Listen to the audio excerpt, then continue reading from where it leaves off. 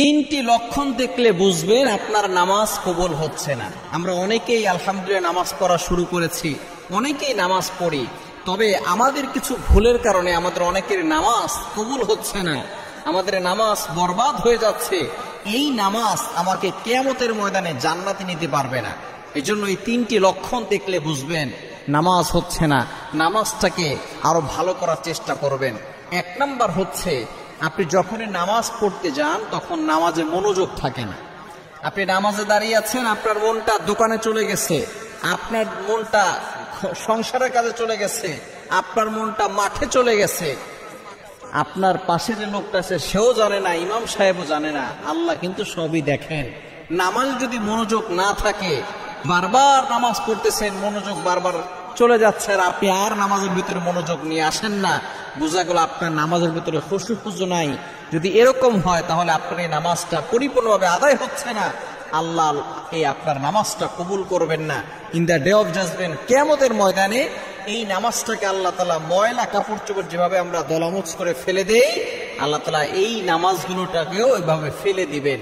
সুতরাং নামাজটাকে পরিপূর্ণভাবে আল্লাহর কাছে কবুল করাতে হলে নামাজে মনোযোগ নিয়ে আসতে হবে। এক নাম্বার হচ্ছে নামাজে যদি মনোযোগ না থাকে। দ্বিতীয় নাম্বার হচ্ছে আপনার নামাজ কবুল হচ্ছে কিনা সেটা কিভাবে বুঝবেন?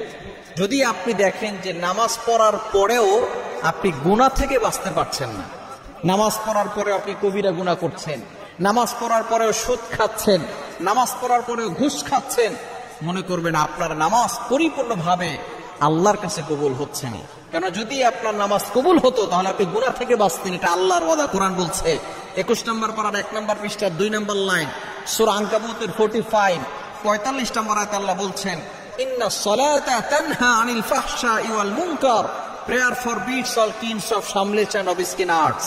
নিশ্চয়ই নামাজ মানুষকে সমস্ত প্রকার ফায়সা কাজ থেকে বিরত রাখে। কিন্তু আপনি নামাজ পড়ছেন, আপনার এই নামাজ আপনাকে গুনাহ থেকে বাঁচাতে পারছে না, বোঝা যাচ্ছে আপনার নামাজ কবুল হচ্ছে না।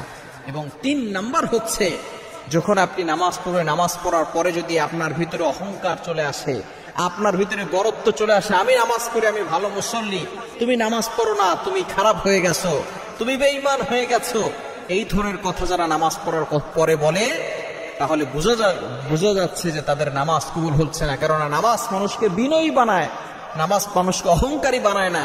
আপনি নামাজ পড়ছেন না, নিজের ভিতরে অহংকার চলে এসেছে, আমি বড় আল্লাহর ওলি হয়ে গেছি, আমি বড় বুজুর্গ হয়ে গেছি, আমি বড় নামাজি হয়ে গেছি, বড় মুসল্লি হয়ে গেছি, এরকম অহংকার যদি আপনার ভিতরে আসে, বুঝবেন যে আপনার নামাজ আল্লাহর কাছে কবুল হচ্ছে না।